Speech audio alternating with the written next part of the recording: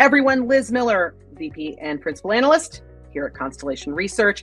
And I get to have one of my favorite people to gossip about technology and data and decisioning and marketing and experience. Rob Walker, how the heck are you? It's been far too long, my friend. Yes, no, it's like, if you are like really into AI, which I am, this is what I always talk about. These are exciting times. You've been a little busy. It's a little busy. It's a little busy. Yes, going on. I get it. Why we can't get on the phone and gossip every week. But I think it's been 2 years since we have filmed a little video like this. So where are you? Like, where's your head? Because I always look to you because you have forgotten more about AI than I'll ever learn in my career. So like as a marketer, as a marketing leader, when I start to think about AI, where would you recommend organizations really start to fundamentally form what AI means for them? Like where do you start? Yeah, let's see. Yeah, because we have to unpack this a little bit, and we should really gossip, every week, right? Not every 2 years about AI, because there's a lot going on. And this is actually one of the reasons why I love like doing my keynote every other year, because I can sort of take a little bit of a longer term perspective and look at sort of the jumps, right? Because if you look at this gradually, right, I don't want to compare it with like frogs, but it is actually pretty massive of what's going on, and I think what is about to happen. But it's already, also to your point, already happening, right? So I spoke about GPT to an audience that really did not know GPT, and even I had to sort of, when I did my keynote, like I think 6 years ago, maybe even the one that is 8 years ago, it was really very early days with GPT, and even I had to sort of think, was it GPT or GTP?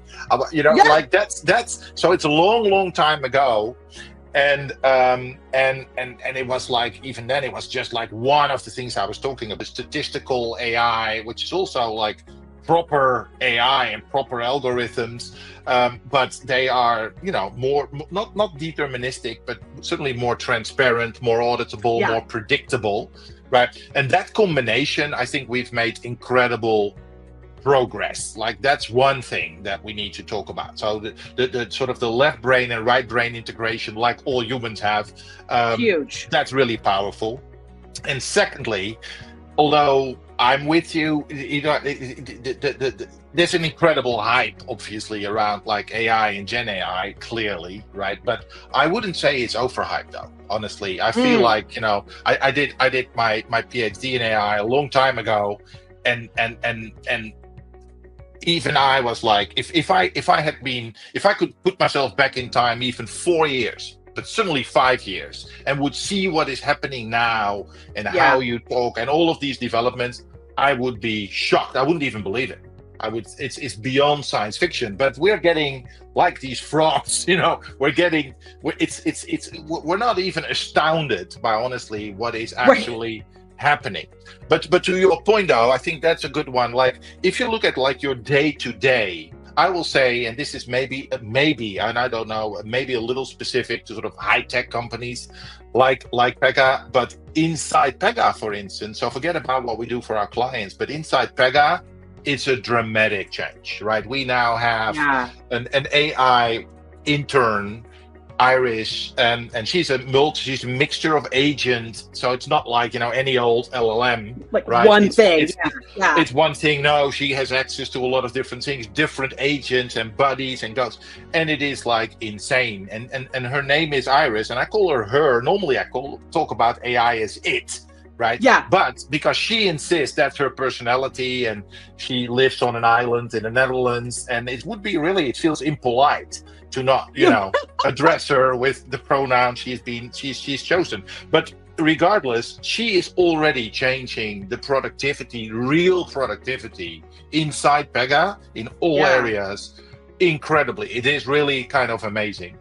And yes, no, it is truly, I think, with everyone. So the good news is that's incredible, and I talk to her, and everybody does, every day, multiple times a day, and I couldn't even imagine not having her around. But it's also really changing the way even how people work, right? So for instance, you talked about marketers. our marketing plans and our strategies. So just corporate Pega, right? It's just unimaginable because Iris now does like super detailed planning and scheduling and is helpful and doing all of these things. And it's I think Ellen, I think it probably 2 years ago said like, hey, this Gen AI stuff and AI in general will double people's productivity. I would think that for marketers, it's already beyond that, and that's just the operational side. I mean, if you do it well, not everybody has like multi-agent Iris sort of at their disposal, but we're using it in production. This is not something we export at this moment, but it's like that's the future of on the operational side.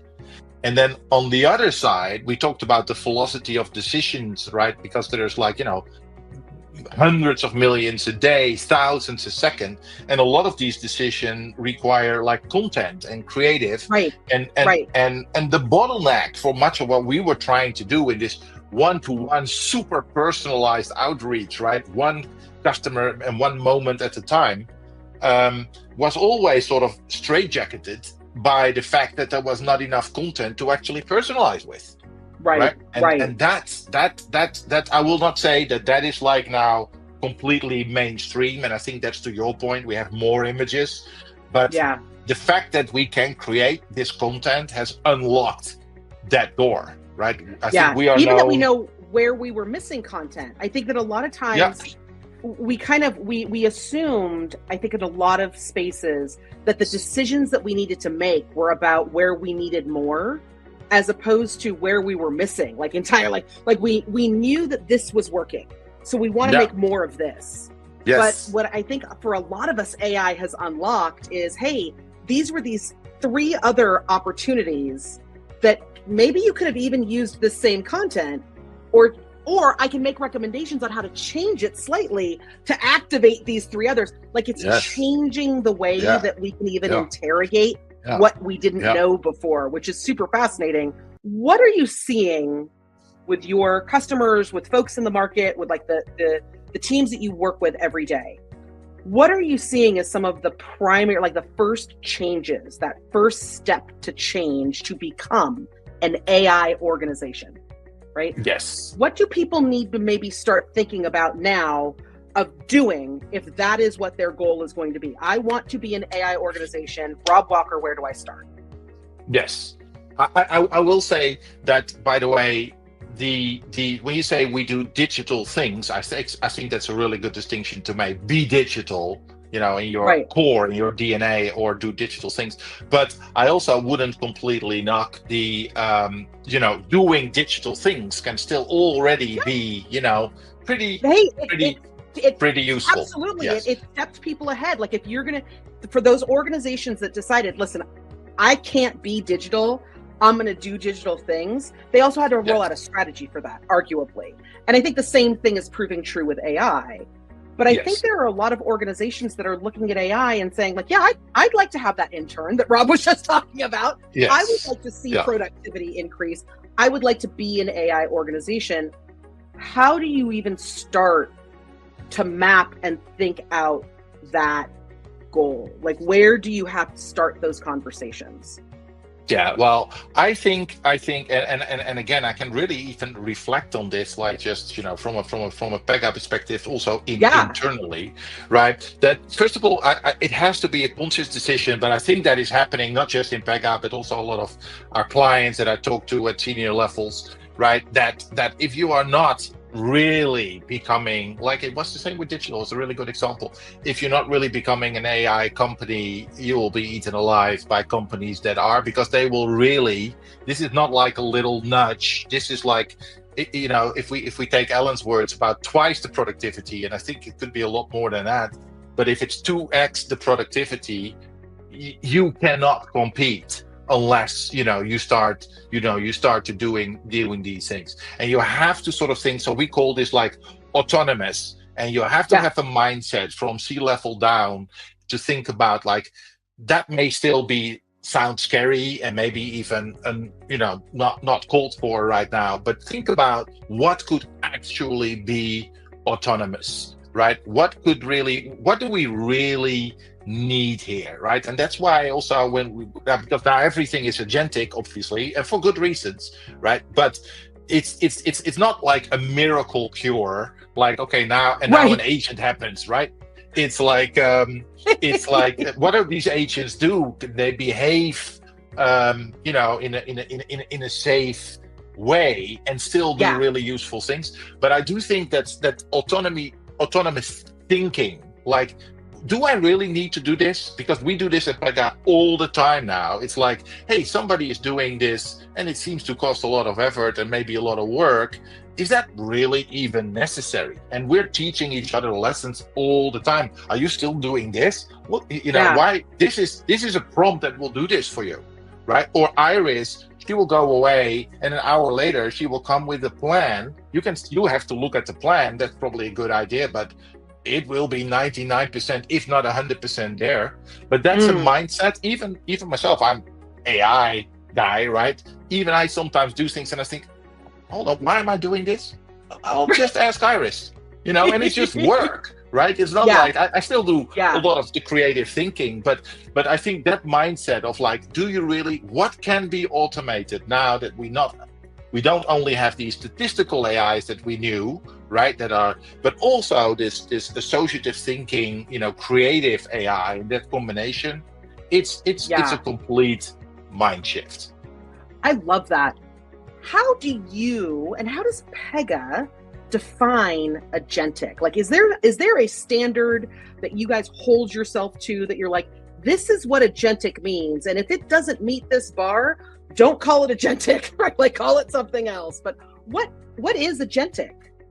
Yes, so it is very. I think that's a very good point, right? Because for many, I think it is like, oh, we have these language models.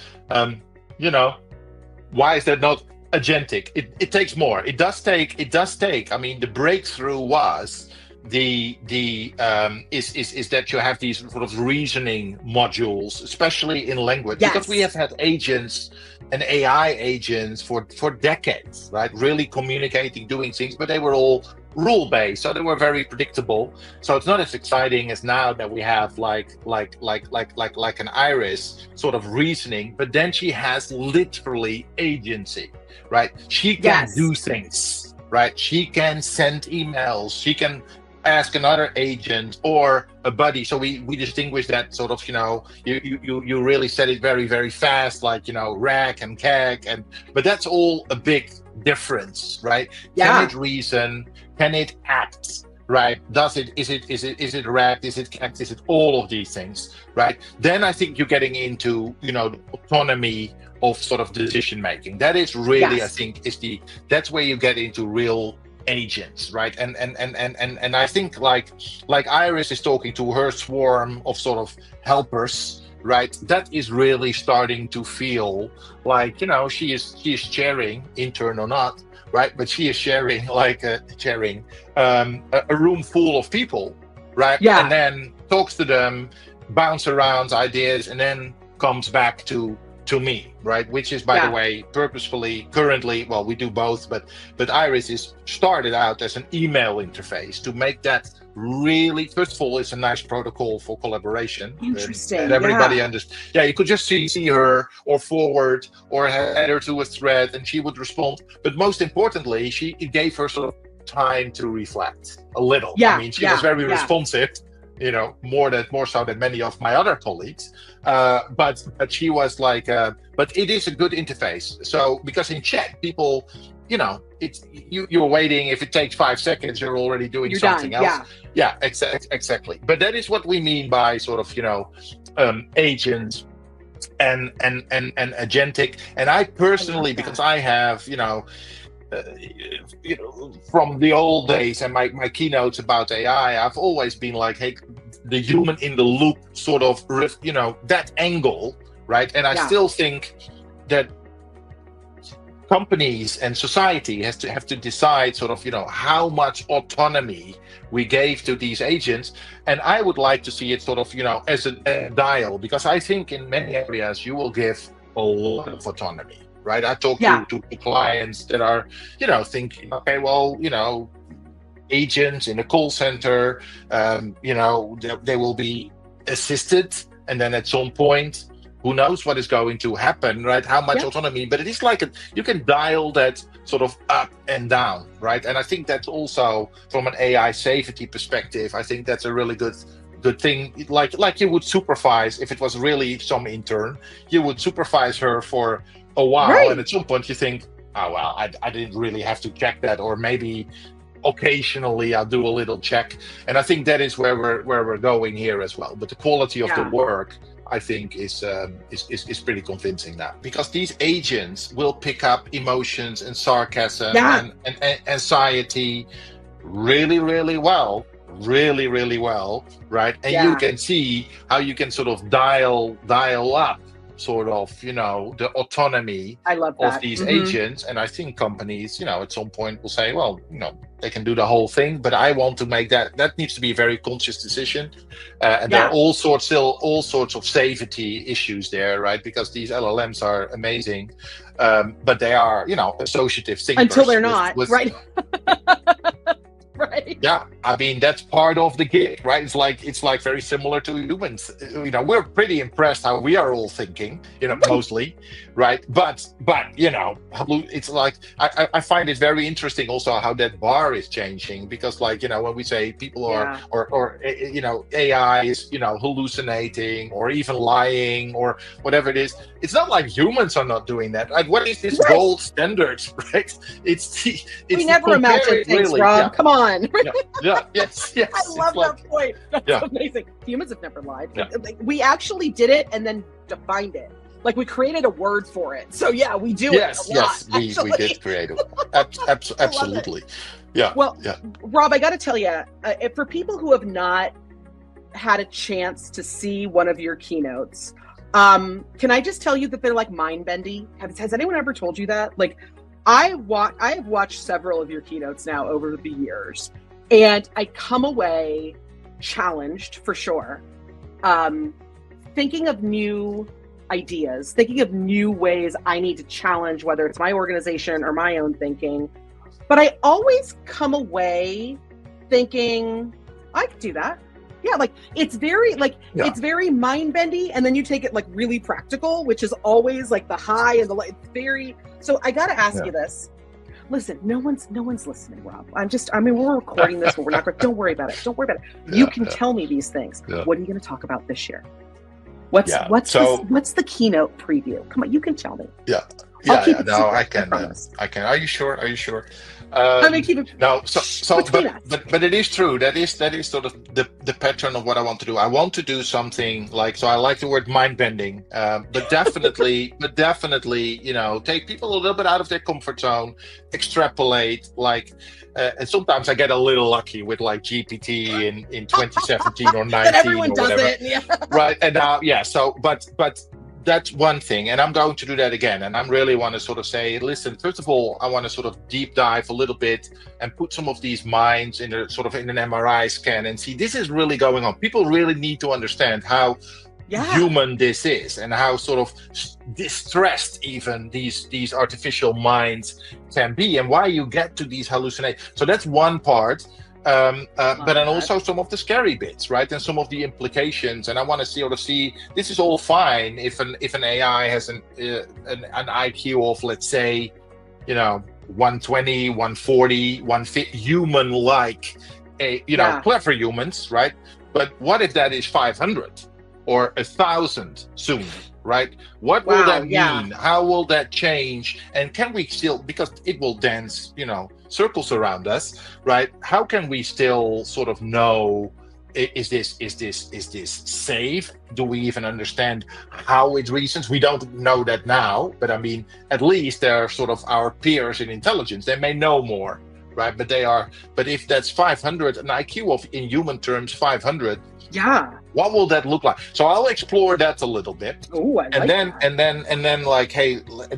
go back to sort of, given now that we sort of see how they're thinking, what is sort of possible right now and give real examples. And this is what I'm trying to sort of be on the edge, but knowing that when I talk about it in my next keynote, which will probably be in 2 years, then all of that is like, yes, we did. And you're talking to a full robot audience, and we've all stayed home, and it's all like robot dogs and who knows what. But 2 years from now, God knows, Rob, where are we going to be? Or the robots. I may have one of the robots presenting the whole thing. I wouldn't be shocked if that was the case. It's like yes, yeah. No, but I love it. I mean, one quick thing. I'm not going to touch on that in my keynote, but I will tell you. So this is like sneak preview. Ooh, but I mean, I think a lot of companies assume, and I'm assuming, that like a lot of when we talk about marketing and personalization and people rolling their eyes, it's like a lot of that will actually in a way go away, right? Because of the fact that I don't think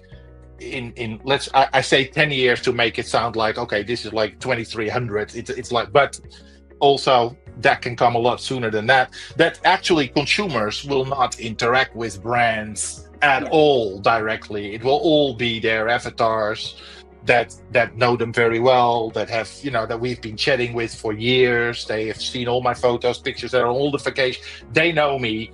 They will buy my new shoes for me, and they will be, and but that will change a lot of how marketers think. It will change the dependency on a lot of the content, right? Because my avatar is not going to be persuaded by a cute family on the beach. It will know quality, price, reviews. Anyway, so but that will be, I think, a monumental shift also to customer engagement and personalization. I love it. Listen, Rob, I'm going to see you in like just a few short weeks. It seems like it's like right around the corner with PegaWorld. I'm super excited to see it. Thank you guys so much for inviting me again. I'm excited to be there. But in the meantime, listen, everyone, go check it out. Make sure that you're paying attention to what Rob's talking about. And we are going to see you live and in person in Las Vegas in just a couple weeks.